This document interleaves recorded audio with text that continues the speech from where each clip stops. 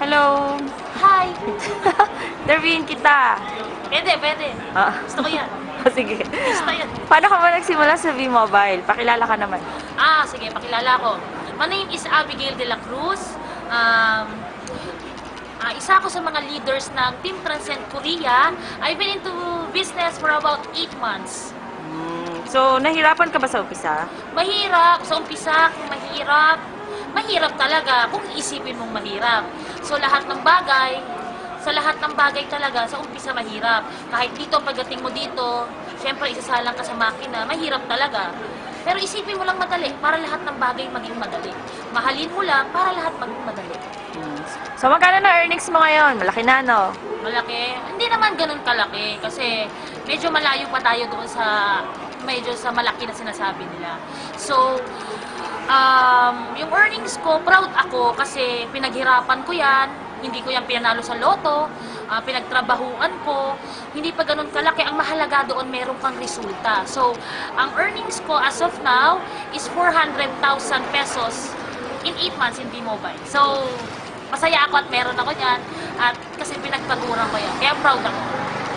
Laki na rin, no? So, ano masasabi mo sa team mo, sa mga leaders mo, tsaka sa mga members mo? Sa mga leaders ko, ang masasabi ko lang, kamsahamnida, Korea, sa Tagalog, maraming salamat kasi sa suporta na kahit malayo kami para ang lapit pa rin kasi sa mga documents, sa supporting sa motivation, lalong-lalo na sa team Generals, Radicals, Team Abundance, Team Transcend, sa ate ko na leader ko na nagpakilala sa akin sa V-Mobile kasi siguro kung hindi ko nakilala yung team, siguro kasi ako inisip ko dati parang another 5 years pa kasi 5 years na ako rito sa Korea, tapos na yung kontrata ko and pauwi na ako because of V-Mobile, kaya sobrang salamat kasi before nung wala pa ako sa V-Mobile, sabi ko another 5 years pa, kailangan ko ng 10 years na mag-abroad bago ako talagang sabihin ko stable na.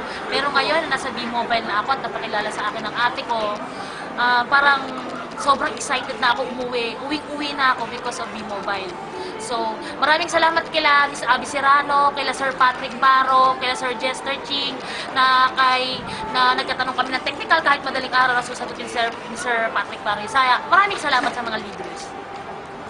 Sa mga members ko, so maraming salamat din sa support at saka tiwala natin sa isa't isa. Wag lang tayong hihinto. Yun nga yung sinasabi ko, tuloy lang lagi. Ang tanim, araw-araw kasi darating yung araw ng anihan. Yun. Okay, so ano naman mapapayo mo sa mga bagong TP, especially sa mga OFW na TP?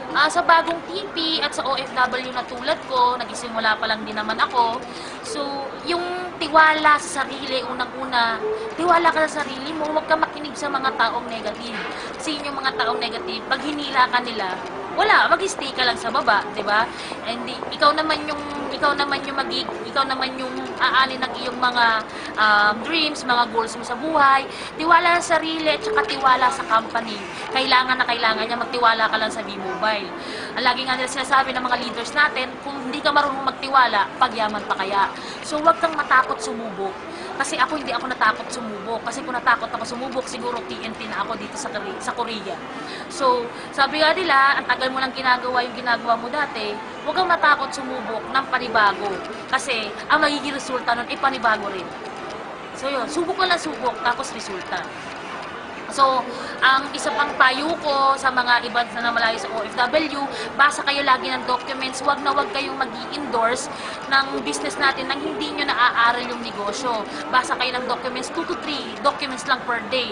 Then aralin nyo at saka kayo mag-endorse. So, yun, ang lagi ko nga sinasabi sa aking team, ang matira dito, yayaman. Kaya, sabi nga ng mga Koreano, fighting, aja. So yun, thank you, bye-bye. Bye!